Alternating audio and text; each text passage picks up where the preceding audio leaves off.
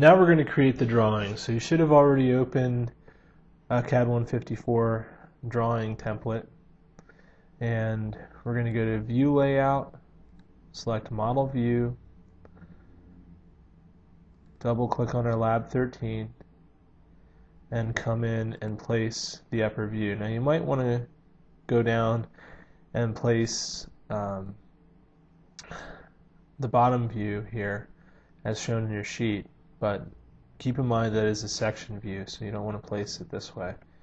So just put one view in, then we're going to come up here, select section view, and we're going to zoom in on the whole and get your icon for your line command for creating the line for the section view on that whole center, and then bring it over and make sure your horizontal tag stays there. Come out past the part, click, then drag back to the right and place the section view. Now remember, you can change your section view to A if it doesn't show up as A on your part. So now that we've got that, we're going to go and we're going to sketch some lines that we'll need for dimensioning the part. So I'm going to go from the center, and I want to pick up, I got to go to the edge of that circle and then pick up that right there. Then I'm going to come up here, grab a center line again, go from here down to that edge and get the center of that circle. So I've got these lines that I need. I also want to put a arc in here.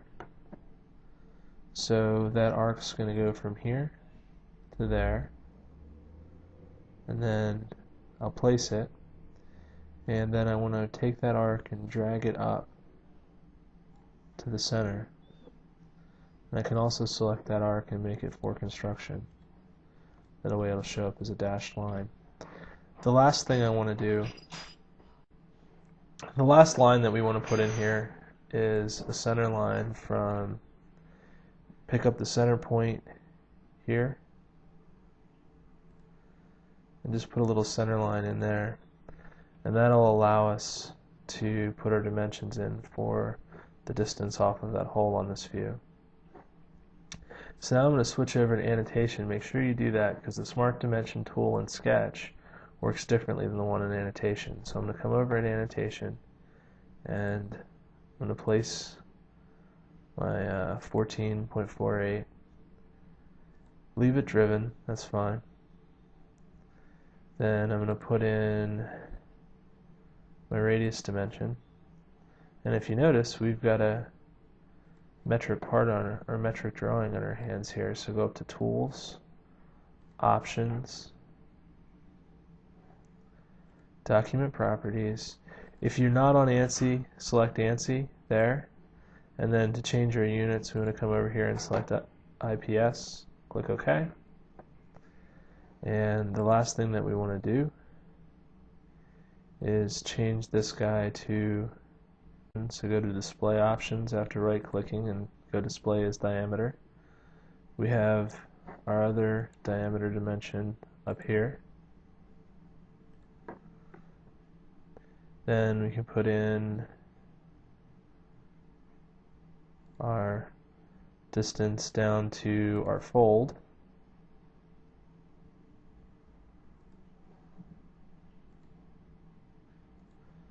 And our distance up.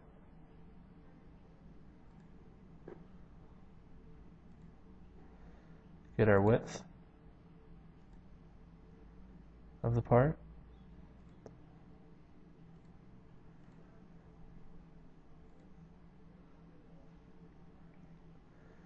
And that's basically all the dimensions we need up here. We can also add our thickness. And if I want to change that, come over here and put in 3 decimal places for that one. You could do that for this too, but it's kind of self-explanatory.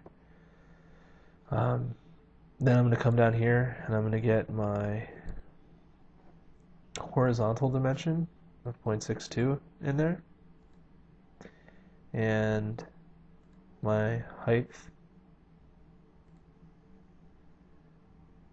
dimension, And then I just have these last two radius dimensions and our diameter. And that portion of the part drawing is complete. Now, if you notice, I have the other drawing over here to this side. So for that, I'm going to go up to View Layout, Model View, and I want to browse and get Lab 13 unfolded.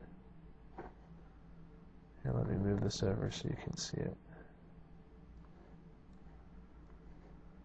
So select Lab 13 unfolded. Open that one up. So we want to use a custom scale on this, and we want it to be 1:1. And this is what we would actually print out and cut out to glue onto a piece of sheet metal to use as a template. So once you have this completed, this is what you want to save and submit as Lab 13.